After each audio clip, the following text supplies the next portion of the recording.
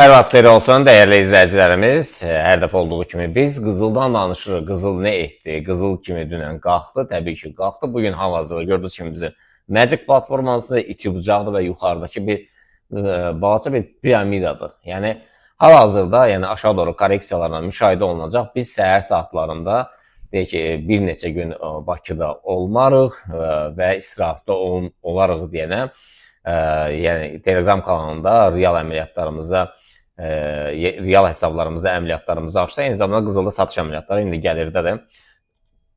DAX-da əməliyyat açmışıq, S&P-də əməliyyat açmışıq, Funtun Yaponiyanı rəqabətdə paylaşmışıq, Telegram kanalında alış əməliyyatlarıdır. Və gəlirdə də gördüyünüz kimi yuxarı doğru istiqamətlə davam etdirir. USD Yaponiyada satış əməliyyatlarını vermişik. Qızılda baxın gəlirlər, Funtun franka olan rəqabətində, neftdə biz Bitcoin-də əməliyyatları vermişik.